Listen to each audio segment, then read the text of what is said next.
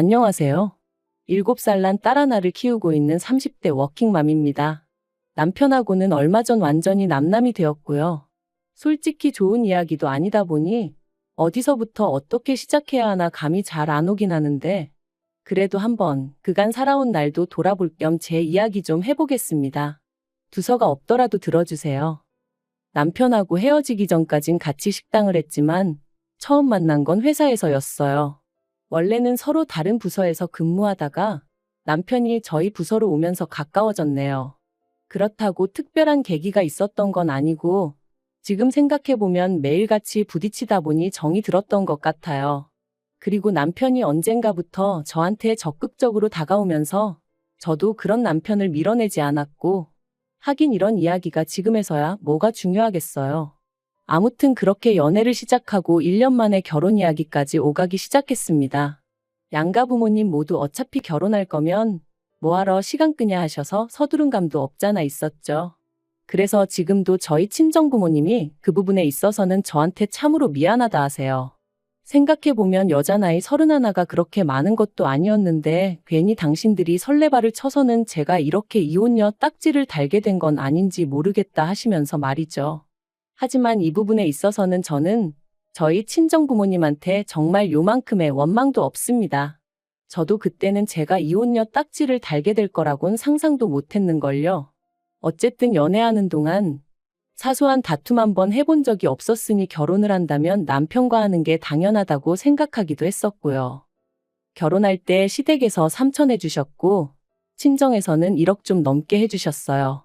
어쩌다 이렇게 차이가 많이 나게 되었냐 하면 이야기가 복잡해지는데 빨리 결혼하라며 서둘렀던 시부모님은 처음에만 하더라도 집을 해주니 뭐를 해주니 하시며 말씀이 참 많으셨습니다. 그리고 그쪽에서 그러고 나오니 저희 친정에서도 어느 정도는 해서 보내야겠다 생각하셨고 그래서 1억 정도를 예산으로 잡으셨던 거죠. 하지만 빈수레가 요란하다더니 막상 본격적으로 신혼집을 알아보고 그러니까 자꾸만 어머님의 말씀이 달라졌습니다. 처음엔 역세권까지는 아니더라도 번듯한 아파트 한 채는 사주겠다고 하셨다가 급하게 구할 필요가 있냐 하시면서 일단은 전세로 살면서 좋은 매물이 있는지 보라고 하시더니 나중에는 전세보단 속편하게 월세가 낫겠다 하시고 그러다 나중에는 3천만 원을 해줄 테니 이걸로 일단 월세 보증금을 하랍니다. 돈이 없는 게 아니라 여기저기 묶여 있어서 현금화할 형편이 안 된다 어쩐다 하시면서 말이죠. 그리고 물론 시부모님 재산인 만큼 제가 이러쿵저러쿵 할 것은 못 되었지만 그래도 기대와 실망이 반복되니 나중엔 그냥 시부모님 입에서 집 얘기가 나오는 그 자체가 짜증이 나더라고요. 뿐만 아니라 그럴 때마다 이번엔 어떻게 친정부모님께 상황을 알려야 하나 싶은 게 그래서 아닌 게 아니라 파혼 이야기가 나오기까지 했었습니다. 그런데 그때 저희 남편이 저희 친정 부모님을 찾아와 무릎 꿇고 아주 맹세를 하더라고요. 자기도 이번에 자기 부모님이 이런 분들인지 처음 알았다 하면서 앞으로 사는 동안엔 절대로 이런 일은 없을 거다. 자기를 믿고 저를 보내달라. 남부럽지 않게 살게 해줄 거다. 그리고 저희 친정아버지 말씀이 그 당시에는 그래도 저희 남편 눈에서 불타오르는 열정과 진심 그런 걸 보셨답니다. 물론 지금은 당신이 뭐에 홀렸던 것 같다 하시지만요. 그래도 결국 우여곡절 끝에 저희는 결혼을 하게 되었고 그렇게 시댁에서는 삼촌 친정에서 1억을 지원받았습니다. 그래도 저희 시부모님 특히나 어머님 어찌나 의기양양하시던지 계속 하시는 말씀이 없어서 안 해주는 게 아니라 상황이 안 따라주는 거라면서 말이죠. 그런데 그때는 저도 기대할 게 아예 없었기에 네 하고 그냥 한 귀로 듣고 한 귀로 흘렸어요. 그냥 저는 저대로 남들 하는 만큼 며느리돌이만 하자고 마음을 먹었고요. 그러다 제가 결혼한 지 3년 만에 어머님한테 아주 질려버리게 된 일이 있었으니 그건 바로 저희 친정아버지가 저에게 출산 선물로 차를 사주셨을 때였습니다. 친정아버지께서 애가 태어나면 어쨌든 집에 큰 차 한 대는 있어야 한다 하시면서 차를 한 대 사주겠다 하셨거든요. 그리고 저는 처음엔 정말 극구사양했습니다. 이미 저나 남편이나 각자 끌고 다니던 차가 있기도 했고 차를 사더라도 저희 능력으로 사야지 친정 부모님한테 손을 벌릴 수는 없다고 생각했죠. 하지만 친정 부모님께선 마침 가게 일도 술술 잘 풀리고 있는 만큼 이 정도는 해줄 수 있다 하시며 거절하지 말라셨습니다. 이런 것도 능력될 때 해주는 거지.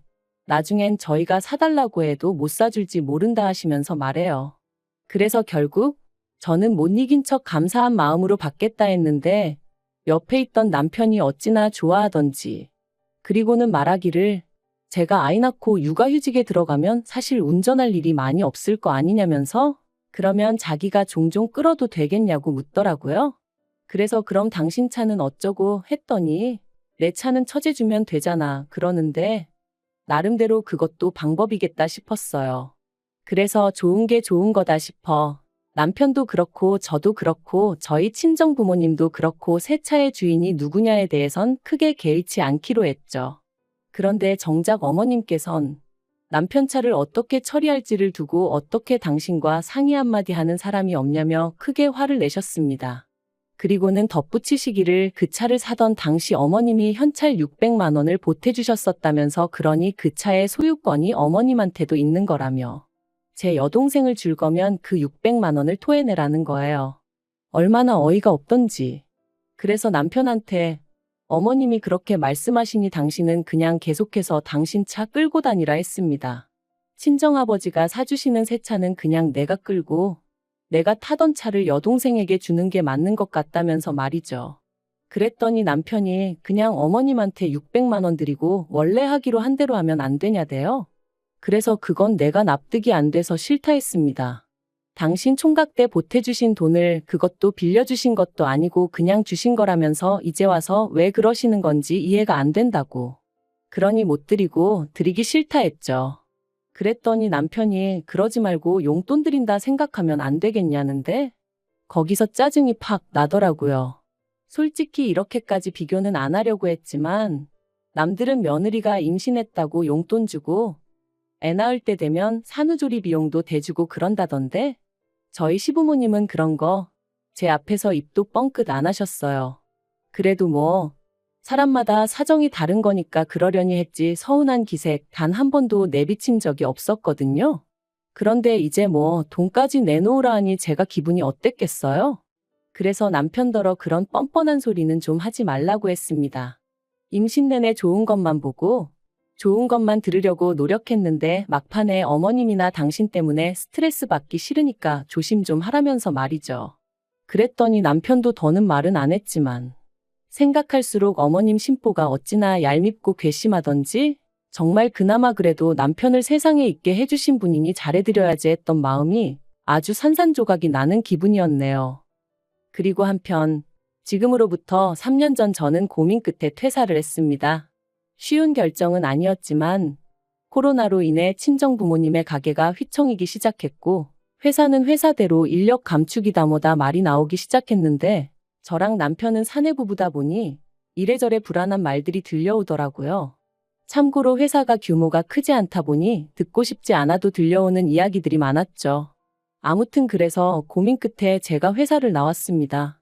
그리고는 그간 친정부모님이 운영하시던 가게를 어떻게 하면 보다 효과적으로 운영해 나갈 수 있을지 고민하면서 친정어머니랑 같이 신메뉴를 개발하고 정말이지 눈코 뜰 새 없이 바쁜 나날들을 보냈던 것 같아요. 그리고 다행히 정말 고생 끝에 낙이 온다더니 코로나가 잠잠해지기 시작한 무렵부터 조금씩 가게의 분위기가 달라지는 게 느껴졌습니다. 소위 흐름을 타는 게 느껴졌달까요? 젊은 사람들 사이에서 맛집으로 꼭 한번 가봐야 하는 집으로 입소문이 나기 시작하면서 언젠가부턴 가게가 문을 열기도 전에 사람들이 와서 줄을 서기 시작하대요. 그리고 얼마 지나지 않아서 여러 업체들로부터 프랜차이즈로 한번 키워보지 않겠냐는 연락까지 오기 시작했고요. 그리고 가게 상황이 이렇자 하루는 남편이 제 눈치를 살살 보더니 자기도 회사를 관두고 저희 가게 일을 도우면 어떻겠냐 물어왔습니다. 솔직히 처음엔 당황스럽기도 하고 남편의 그런 제안이 탐탁치 않았던 게 사실이에요. 가게가 언제까지 잘 될지 모르겠는 상황에 저는 남편이라도 비교적 안정적으로 직장 생활을 이어나갔으면 했으니까요. 하지만 남편은 저더러 저도 직장 생활을 해봤으니 자기 기분을 알 거 아니냐며 언제까지 남 밑에서 일만 해야 하냐고 자기도 뭐 주체적으로 일을 하고 싶다나요? 그래서 남편에게 착각하지 말라고 식당 일에 합류하더라도 당신은 여전히 우리 부모님 밑에서 일을 해야 하는 거다. 회사나 별반 다르게 없을 거다 했죠. 그랬더니 그런 말 굳이 안 해도 무슨 소린지 이해한다면서. 하지만 회사 상사랑 장인 장모님이랑 같냐 그러는데. 솔직히 어쨌든 돈 벌러 왔을 땐 같다면 같은 거지 또 다를 건 뭔가 싶대요. 하지만 그때는 남편에게 그렇게까지 냉정하게 말은 못했어요. 그냥 일단 알겠다, 부모님께 여쭤보겠다고만 했죠. 그리고 친정 부모님께선 그렇지 않아도 가게가 좀 더 자리를 잡으면 아예 저를 믿고 맡겨보려 하셨다며 남편이 옆에 있으면 얼마나 의지가 되고 도움이 되겠냐고 그렇게 하게 하라시는 거예요. 그래서 조금 찝찝한 마음이 없잖아 있었지만 결국 남편이 회사를 관두고 식당 일에 합류하는 데 있어 동의를 해주고 말았습니다. 그런데 문제는 남편이 가게 일을 시작한 이후부터였어요. 친정 부모님은 이제 쉬엄쉬엄 일을 하고 싶다 하시며 가게에 나와 계시는 일수를 줄이겠다 하셨거든요. 그리고 저도 그 부분에 있어서는 아쉬울 것도 서운할 것도 전혀 없었죠. 오히려 잘 됐다고, 잘 생각하셨다고 했으니까요. 그리고 친정 부모님은 한 가지 조건을 더 거셨는데 가게 메뉴의 기본이라고 할 수 있는 양념장, 저희는 비법 소스라고 불렀는데 아무튼 그건 어떻게 만드는지 절대로 못 알려주신다고, 그러니 필요하면 저희더러 사다 쓰라고 하셨죠. 남편이 합류하고 3달쯤 흘렀을 때부터는 친정 부모님은 일주일에 한두 번 정도만 가게에 얼굴을 비추셨고 비법 소스를 만들어주시는 대신 달에 150만 원을 받아가셨어요. 그리고 이 안에는 재료비에 친정 부모님의 수고가 들어가 있었으니 저는 결코 그 돈이 많다고 생각하지 않았습니다. 실제로 저희가 그 소스 덕분에 버는 수입은 저희 두 사람이 직장을 다닐 때보다 많을 땐 2배 가까이 되었으니 시쳇말로 남는 장사면 남는 장사였지 결코 손해는 아니었죠. 그런데 이 사실을 알게 되신 어머님께선 가족끼리 뭘 그런 걸로 돈을 받아가냐며 저희 친정 부모님을 마치 치사하고 쪼잔하신 분들로 몰아가시대요. 그뿐만이 아니었습니다. 저랑 저희 부모님 때문에 졸지에 당신 아들이 부엌대기가 되었다며 마음에 안 들어 죽겠다고 어디 가서 말도 못한다 하시면서 말이에요. 그리고 이런 말씀을 하시는 와중에도 저희한테 이거 해달라 저거 해달라 요구하시는 건 또 어찌나 많으셨는지. 솔직히 저희 친정 부모님의 비법 소스 덕분에 돈을 벌었으니까 그 돈으로 어머님이 좋아하시는 이것도 해드리고 저것도 해드릴 수 있었던 건데 그런 건 또 전혀 생각을 안 하시는 눈치였어요. 지금 생각나는 대로 하나둘 하소연을 하다 보니 좀 두서가 없긴 한데 따지면 따질수록 저희 어머님은 정말이지 당신 입장밖에 모르시는, 그 와중에 주제 파악은 안 되시는 분이셨네요. 그래서 결국 올해 초 남편에게 수익 구조를 다시 정하자고 말을 꺼냈습니다. 남편은 월급제로, 그리고 친정 부모님께는 비법 소스를 만들어주시는 거 외에 제가 그 비법 소스에 대한 사용료를 드리겠다 했죠. 간단하게 용돈을 더 드리겠다 하지 않았던 건 그런 보나마나 시부모님 특히나 어머님께서 가만히 계실 리가 없었기 때문이고요. 그랬더니 남편이 자기가 왜 월급제냐며 화들짝 놀라더군요. 그래서 솔직히 당신이 나와서 하는 게 뭐가 있냐고, 주방에서 일을 하기라냐, 그렇다고 요리를 할 줄 아냐. 와서 내내 카운터만 지키고 있고 어쩌다 손님 테이블 치우는 거 거드는 정도만 하지 않냐. 그런데 왜 당신하고 나하고 수익을 반반 나눠야 되냐고, 그건 말이 안 되는 것 같다고요. 그리고 걸핏하면 우리 부모님한테 돈 드리는 거 가지고 어머님이 감나라 배나라 하시는데 솔직히 듣기 무척 거북하고 짜증난다 했습니다. 그러니까 앞으로 어머님한테 드리는 용돈도 당신이 당신 월급에서 알아서 챙겨드리라고도 했죠. 그랬더니 이제 정말 난리가 났습니다. 가뜩이나 자기한테 장부를 투명하게 오픈하지 않는 것도 섭섭했고 자기가 봤을 땐 그 비법 소스인지 뭔지 원가는 50만 원도 안 들 것 같은데 제 성격에 그런 거는 하나도 따져보지도 않고 그냥 장인 장모님이 150달러니까 그만큼 주는 거 보고 솔직히 자기가 저한테 너무 실망을 했대요. 반대로 그게 자기 부모님, 그러니까 시부모님이 그랬으면 제가 그렇게 대충 넘어갔겠냐면서요. 어이가 없었죠. 저희 부모님한테 가게를 받을 때 권리금도 한 푼 안 드렸어요. 제가 드린다고 했지만 친정아버지께서 딸한테 권리금을 받아서 뭐 하냐며 용돈이나 잘 줘라 하셨기에 조금 넉넉히 챙겨드렸을 뿐이거든요.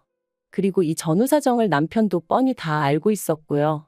그런데 피는 못 속인다더니 누가 어머님 아들 아니랄까봐 자기한테 불리한 건 싹 다 잊어버리고 모른 척하고 그냥 자기 기억하고 싶은 대로만 기억하면서 상대를 나쁜 사람으로 몰아가니 말이 통하지가 않았죠. 그래서 제가 남편한테 진짜 당신같이 뻔뻔한 사람은 처음이다 내력이냐 했습니다. 그랬더니 남편이 저더러 가게 팔아서 반을 위자료로 달래요. 자기도 이런 대접받으면서는 못 살겠다나요? 하지만 그게 말이 되냐고요. 더 웃긴 건 자기도 어디 가서 뭘 좀 알아보고 왔는지 그렇게 대판 싸우고 며칠 뒤 그냥 협의 이혼하자더군요. 그래서 이혼했어요. 양육비는 안 받는 대신 남편이 못 만나가는 조건으로요. 그런데 어이없게도 이혼한 지 2달도 안 돼서 남편이 아주 깜찍한 짓을 저질렀습니다. 바로 저희 가게에서 신호등 하나만 건너면 되는 곳에 식당을 차렸거든요. 메뉴도 거의 똑같게 해서 말해요. 황당하고 어이없어 찾아가니 남편하고 어머님 둘이서 장사하고 있던데 손님은커녕 개미새끼 한 마리 없는 게 보기 딱해서 하마터면 제가 한 그릇 팔아줄 뻔했네요. 하지만 진짜 어처구니가 없었던 건 그 이후로 얼마나 지났을까? 모르는 번호로 연락이 와서 별 생각 없이 받았더니 남편이었는데 한참을 뜸을 들이다 기껏 한다는 소리가 그 비법 소스 좀 자기한테 팔아달랍니다. 장사가 너무 안 돼서 죽겠다며 옛날 정을 생각해서라도 좀 팔아달래요. 듣는데 미쳤나 싶었죠. 옛날 정은 무슨. 너도 니네 엄마랑 머리 맞대고 죽기 살기로 연구를 해보라고 했습니다. 그리고 네가 망하든 말든 나는 관심 하나도 없으니까 괜히 나한테 전화해서 앓는 소리도 하지 말라고 했어요. 그런 거 한번 듣고 나면 힘 빠지고 괜히 하루 종일 재수 없다고요. 그러니까 저더러 지독한 여편내라길래 칭찬 고맙다 하고 전화 끊어버렸습니다. 그 나이 먹도록 아직도 세상사가 자기 뜻대로 풀리는 게 아니라는 걸 모르는 건지 한심할 뿐이에요.